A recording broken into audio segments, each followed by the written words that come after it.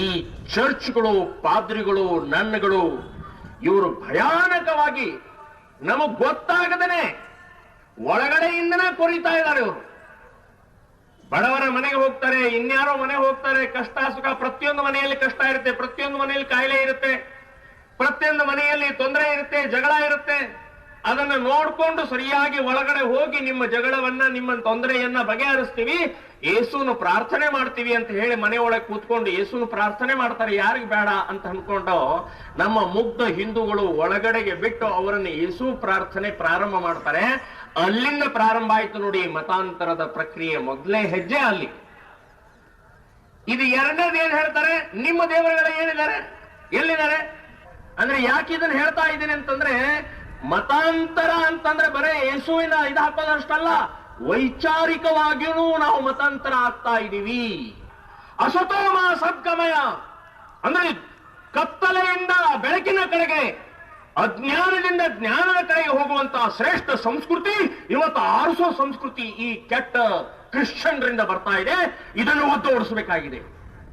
ಅದಕ್ಕೋಸ್ಕರ ಈ ಪಡೆ ತಯಾರಾಗ್ತಾ ಇದೆ.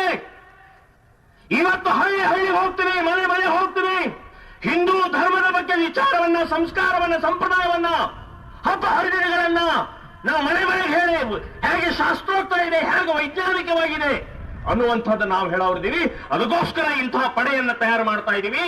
ಇದರ ಜೊತೆಗೆ ಹಳ್ಳಿ ಹಳ್ಳಿಗಳಿಗೆ ಇವತ್ತು ಹೋಗ್ತಾ ಇರುವಂತ ಆ ಪಾದ್ರಿಗಳನ್ನ ಒದ್ದು ಓಡಿಸೋಗೋಸ್ಕರನೇ ಈ ಪಡೆ ತಯಾರಿದೆ ಅಂತ ನೆನಪಿಟ್ಕೊಳ್ಳಿ.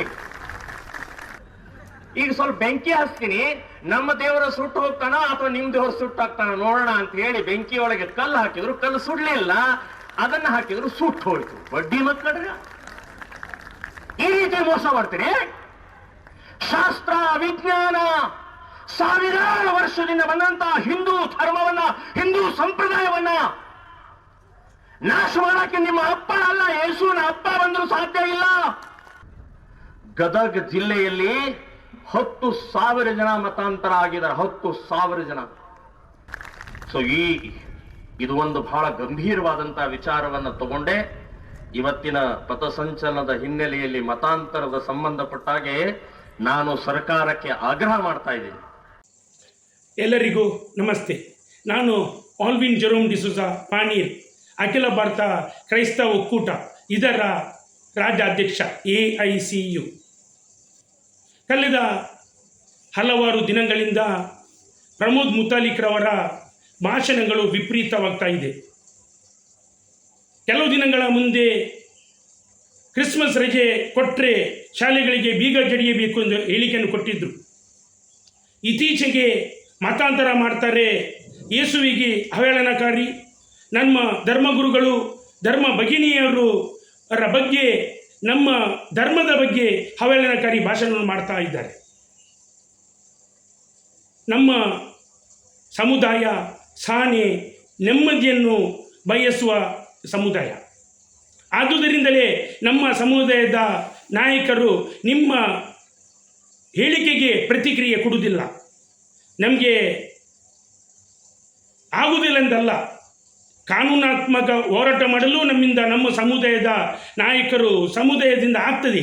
ಆದರೆ ನಿಮ್ಮಂಥ ನೀಚರೊಟ್ಟಿಗೆ ಯಾಕೆ ಮಾತಾಡಬೇಕು ಎಂದು ಹೇಳಿ ಬುದ್ಧಿಜೀವಿಗಳು ನಿಮ್ಮೊಟ್ಟಿಗೆ ಮಾತಾಡಲಿಕ್ಕೆ ಬರುವುದಿಲ್ಲ ಅಷ್ಟೇ.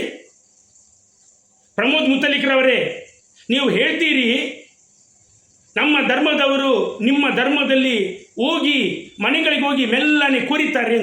ಕೊರಿಲಿಕ್ಕೆ ಹೆಗ್ಗನವ? ಹೆಗ್ಗನಲ್ಲಲ್ಲ. ಹೆಗ್ಗನ ಹೂವು ಕೊರೆದ್ರೆ ಅದರ ಮಣ್ಣು ಹೊರಗೆ ಹಾಕಲಿಕ್ಕೆ ಗೊತ್ತಾಗ್ತದೆ. ನಿಮ್ಮ ಸಮುದಾಯ, ನಿಮ್ಮ ಧರ್ಮ ಅಷ್ಟೇನು ವೀಕಾ? ನೀವು ನಿಮ್ಮ ಸಮುದಾಯದಲ್ಲಿ ಮೇಲು ಕೀಳು ಎಂಬ ಭ್ರಮಿದ್ದರಿಂದಲೇ ನಿಮ್ಮ ಸಮುದಾಯ ವೀಕ್ ಆದದ್ದು. ನೀವು ಹೇಳ್ತೀರಿ ನಮ್ಮ ಧರ್ಮಗುರುಗಳನ್ನು, ನಮ್ಮ ಸಿಸ್ಟರ್ಗಳನ್ನು ಹೊಡೆದೋಡಿಸಿ ಹೇಳ್ತೀರಿ. ನಮ್ಮ ಧರ್ಮಗುರುಗಳು, ಸಿಸ್ಟರ್ಗಳು, ಹಾಗೆಯೇ ನಮ್ಮ ಮಿಷನರಿಗಳಿಂದ ನಮ್ಮ ದೇಶಕ್ಕೆ ಕೊಡುಗೆ ಏನು ಅದು ನಿಮಗೆ ಗೊತ್ತುಂಟಾ? ನಮ್ಮ ದೇಶದ ಇತಿಹಾಸ ನಿಮಗೆ ಗೊತ್ತುಂಟಾ? ನಿಮಗೆ ಮೃತ್ಯುಭ್ರಮಣೆಯಾಗಿದೆ. ಆದುದರಿಂದ ನೀವು ಮೊದಲು ಮಾನಸಿಕ ಡಾಕ್ಟ್ರಲ್ಲಿ ನಿಮ್ಮನ್ನು ತೋರಿಸಬೇಕು. ಯಾಕೆಂದು ಹೇಳ್ತೇನೆ ಅಂತ ಹೇಳಿದರೆ, ಈ ದೇಶ ಕಟ್ಟುವುದರಲ್ಲಿ, ನಮ್ಮ ಈ ದೇಶವನ್ನು ಬೆಳೆಸುವುದರಲ್ಲಿ ನಮ್ಮ ಕ್ರಿಶ್ಚಿಯನ್ ಮಿಷನರಿಗಳು, ನಮ್ಮ ಫಾದರ್ಗಳು, ಸಿಸ್ಟರ್ಗಳ ಕೊಡುಗೆ ಅಪಾರ. ಈ ದೇಶಕ್ಕೆ ಶೈಕ್ಷಣಿಕ, ಸಾಮಾಜಿಕ, ವೈದಿಕ ಕೊಡುಗೆ ಎಷ್ಟು? ನಿಮ್ಮ ಕೊಡುಗೆ ಏನು? ನೀವು ಈ ದೇಶಕ್ಕೆ ಕೊಟ್ಟ ಕೊಡುಗೆ ಏನು?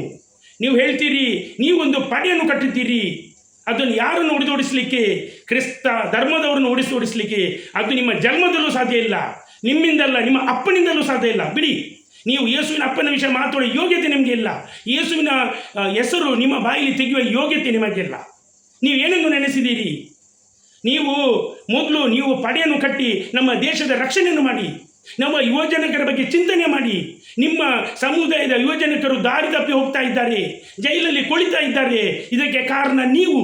ನಿಮ್ಮ ಈ ದ್ವೇಷ ಭಾಷಣಗಳಿಂದ ನಿಮ್ಮ ಯುವಜನರು ದಾರಿ ತಪ್ಪಿ ಕೊಲೆ ಕೇಸಲ್ಲಿ ಸಿಕ್ಕಿಹಾಕಿ ಇವತ್ತು ಜೈಲಲ್ಲಿ ಕೊಳಿತಾ ಇದ್ದಾರೆ. ಇದಕ್ಕೆ ಕಾರಣ ನೀವು. ಇದರ ಪಾಪ ನಿಮ್ಮ ತಲೆಯಲ್ಲಿ ಖಂಡಿತ ಹೊರಲೇಬೇಕು. ನೀವು ಇವತ್ತು ನೀವು ನಿಮ್ಮ ಪಡೆಯನ್ನು ಕಟ್ಟಿ ದೇಶ ಕಟ್ಟುವ ಕೆಲಸವನ್ನು ಮಾಡಿ. ಡ್ರಗ್ಸಲ್ಲಿ ನಮ್ಮ ಯುವಜನತೆ ದಾರಿ ತಪ್ತಾ ಇದ್ದಾರೆ, ಶೈಕ್ಷಣಿಕವಾಗಿ ಹಿಂದುಳಿತಾ ಇದ್ದಾರೆ. ಅವರಿಗೆ ಅಂಥದ್ದೊಂದು ಪ್ರಚೋದನೆ ಕೊಡಿ. ನೀವು ಡ್ರಗ್ಸನ್ನು ಸೇವಿಸಬೇಡಿ, ಡ್ರಗ್ಸನ್ನು ಮಾರಬೇಡಿ, ನೀವು ಕಲಿಯಿರಿ, ಅಂಥದ್ದು ಕೊಡಿ. ಅದರ ಬದಲು ನಿಮಗೆ ಪಬ್ಲಿಸಿಟಿ ಸಿಗಬೇಕು ಅಂತ ಹೇಳಿ ಧರ್ಮಗಳಲ್ಲಿ ನಡುವಲ್ಲಿ ಗಲಾಟೆ ಮಾಡಿ ಧರ್ಮ ಉಳಿಯುವ ಕೆಲಸ ಮಾಡಿದರೆ ಖಂಡಿತ ದೇಶ ಉಳಿತದೆ. ದೇಶ ಉಳಿಯುವಂಥ ಕೆಲಸ ಮಾಡಬೇಡಿ. ನಮ್ಮ ಹಿರಿಯರು ಪರಿಶ್ರಮ ಪಟ್ಟು ದೇಶ ಕಟ್ಟಿದ್ದು, ಈ ದೇಶವನ್ನು ಕಟ್ಟುವ ಕೆಲಸ ಮಾಡಿ. ಆದ್ದರಿಂದ ನೀವು ಸರ್ಕಾರ ಒತ್ತಾಯ ಮಾಡಬೇಡಿ, ನಾವು ಸರ್ಕಾರಕ್ಕೆ ಒತ್ತಾಯ ಮಾಡ್ತೇವೆ. ನಿಮ್ಮನ್ನು ಗಡಿಪಾರು ಮಾಡಬೇಕು. ಯಾಕೆ? ನಿಮ್ಮಂಥವರು ಒಬ್ಬನು ಇದ್ದರೆ ಮಾತ್ರ ಇಡೀ ದೇಶ ಹಾಳಾಗ್ತದೆ. ಒಂದು ಬುಟ್ಟಿಯಲ್ಲಿ ಒಂದು ಹಣ್ಣು ಹಾಳಾಗಿದ್ದರೆ ಎಲ್ಲ ಹಣ್ಣು ಕೊಳೆತು ಹೋಗ್ತದೆ. ನಿಮ್ಮಿಂದ ನಮ್ಮ ಸಮಾಜ ಹಾಳಾಗ್ತಾ ಉಂಟು, ನಿಮ್ಮಿಂದ ನಮ್ಮ ದೇಶ ಹಾಳಾಗ್ತಾ ಉಂಟು. ದೇಶದ ಯುವ ಪೀಳಿಗೆ ದಾರಿ ತಪ್ತಾ ಇದ್ದಾರೆ.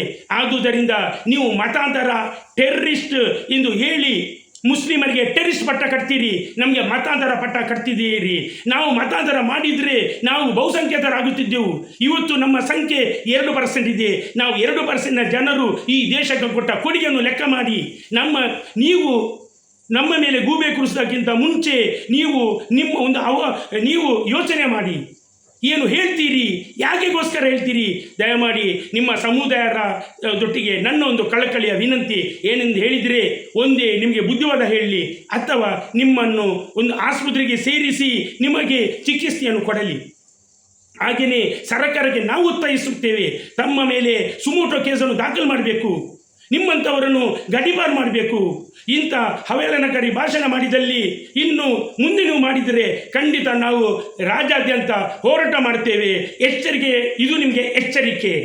ಆದುದರಿಂದ ನೀವು ಇನ್ನು ಮುಂದೆ ಇಂಥನ ಹೇಳಿಕೆಯನ್ನು ಕೊಡಬಾರದು. ಈ ಕೊಟ್ಟ ಹೇಳಿಕೆಯನ್ನು ಹಿಂದೆ ಪಡೆದುಕೊಳ್ಬೇಕಾಗಿ ನಾನು ನಿಮಗೆ ಒತ್ತಾಯ ಮಾಡ್ತಾ ಇದ್ದೇನೆ.